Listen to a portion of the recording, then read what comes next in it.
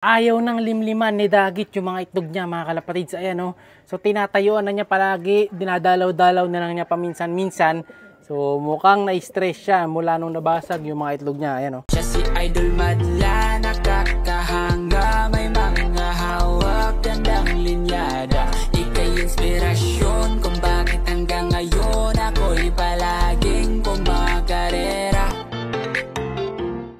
Lagi na lang siyang nandyan sa labas. Kanina tinitingnan ko rin ito dito. Lagi na lang siya dyan nakapwesto. Yung itlog niya, ayan o, yung dalawa. Tingnan natin kung mainit. Pero mainit-init naman mga kalapatids. No? So baka inuupo-upuan pa. Pero baka pagka lumalapit lang tayo, sa kanya talaga tinatayo pag may nakikita ng tao. Kasi nga medyo territorial, medyo siga mga kalapatids. Ayan, no? Nagagalit. So try natin maglagay ng ibang kalapate. Tingnan natin kung tutukain niya. Kasi nga, di ba, medyo territorial. So, kuha tayo ng sample dito. Ito yung napili ko. Ito yung pinakamalapit eh. Oops! Huli. Kunin natin tong sample na to. Pambubugbog na. Try natin ha. Kung magagalit siya. Ito, may hawak tayong kalapati ngayon. Tingnan natin kung gaano ka-territorial yung kalapati. Ayun, tinutukan niya yung buntot mga kalapatid. So, talagang ayaw niyang pahawak yung mga itlog niya. Ingat na ingat sa mga itlog. Itong si Dagit, no? So, ano siya? Very protective. Sana magamit niya yan sa first lap derby. Sa darating na Friday, loading, Sabado, rest day, and then Sunday. Yun na yung pinakaabangan nila. Ayun, no? Pinubugbog niya mga kalapatids kapag may lumalapit na kalapate.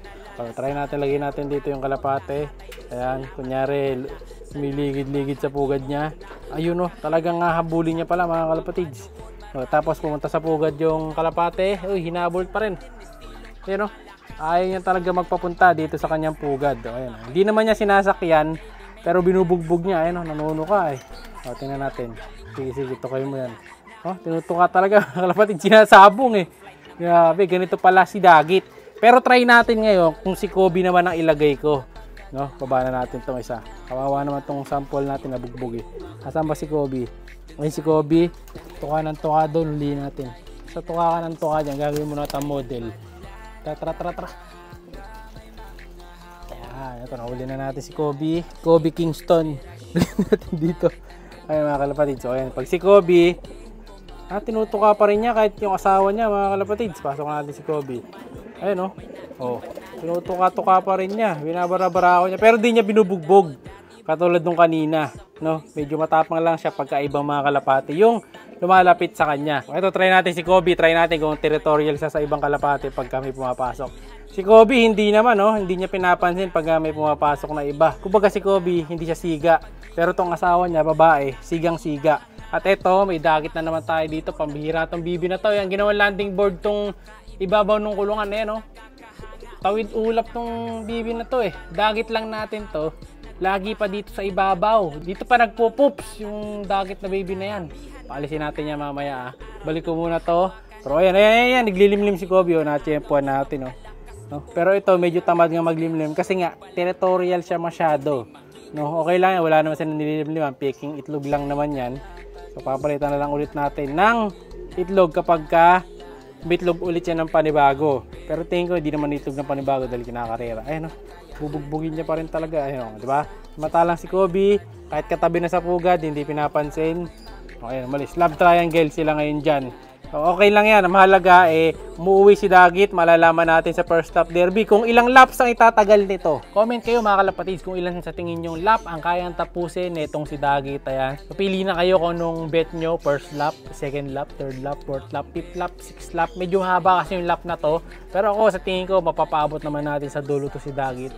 Well, malalaman. Medyo mabagal lang. Siguro kakatop pero tingin ko sasagad naman etong si Dagit kasama ng dalawang kalapate natin. Hopefully, mapadulungan natin siya kahit na ito si Dagit lang. Ngayon, ito paalisin na natin tong itik. Kakain lang to Kakain lang. Dito ka pa kumakain Bihira ka Lipad na! Uy, fly away. Ano, fly away na yan. Pababa na yan mga kalapatid doon sa baba. Sa bubong. Baka na. Ayun Diba, flyer yan matinding Dagit yan. Ayan, kasi kakain na sila. Ngayon, labas na tayo dito. Labas na. Tapos kanina nga pala mga kalapatids, may nakawala kaming lovebird. Akala namin kanina, Dagit. Yung pala, sa amin pala. Ito yung video nun. Ayan. May morning Dagit tayo dito mga kalapatids. Ayan, blue. Hindi ko lang alam kung ano lahi nito na lovebird, anong mutation. Try nating hulihin. Kala ko nga sa amin to kasi dito may blue tayo eh. Pero parang hindi naman. Pero parang hindi rin siya opa kasi walang checkered. Pero may sing-sing daw to eh. Sana? Ay, ayaw pa nga. Alis tol. Aalis na kaagad eh. Ano sing-sing ba na ito? Parang ay di kulay. Blue nga ang ring. Ayun, blue nga yung ring niya. Mahuli kaya natin to. May cage na doon sa taas. Ayun o. Pandakit natin. Ayun o. Kaso ayaw niyang pumasok eh. Gusto niya dito sa mga tropa nating lovebirds. Try natin ano to, takmain. Kung madadakmain natin. Ay pumasok doon sa loob oh. May inuminan na dyan eh. Okay na siya dyan eh. Ay inom na siya eh. Ay tumuloy. Ay papasok to. Ito may kahoy ko pala dito. Ayan may trap pa oh. Daming trap. Kaso ay pumasok. Meron ako napanood kasi nilalagay nila sa ibabaw ng cage na ganyan. Pag tumapak, malalaglag. Kaso, bubutasan. Bubutasan yung cage. Ayan. Yan, dyan ka sa trap. Kulay blue. Di ba sa atin to? Kasi yun nandito, blue din eh.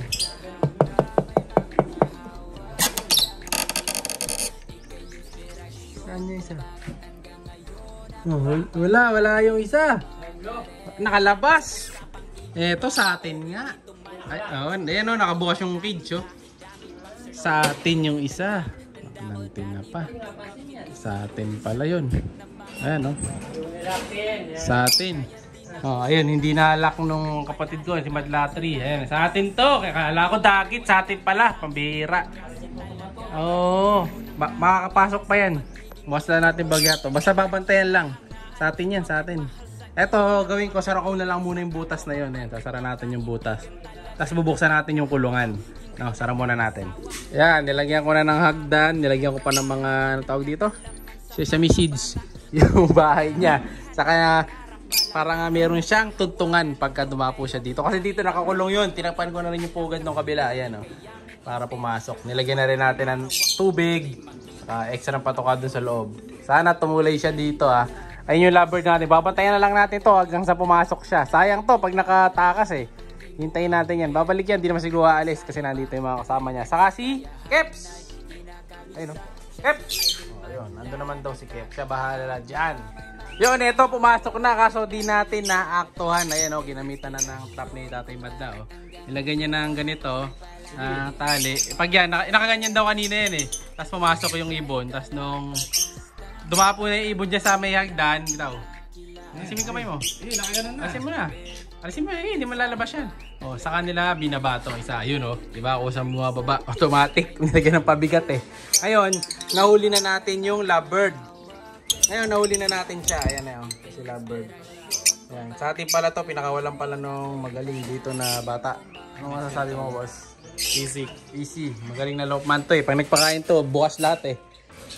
Mabay siya sa mga hayop, pinapalaya niya. Ayan na naka-cage. Nilagyan pa nila ng divider kanina. Oh, ngayon, tanggalin na natin to. Dahil gagamitin ko na to ulit dun sa loop natin, sa mga kalapate. So, success! Nakauwi, ayan. Pasok ka na sa asawa mo. Oh. Okay, pasok ka na sa butas. Pag ito pumasok sa butas, ito talaga yung sa atin. Ayan. Sige, pasok ka na boy. Sige. Ayan natin. Oh. Pasok ka na sa butas. Kailangan pumasok sa butas. Oh, sige, alisin mo na. Pasok.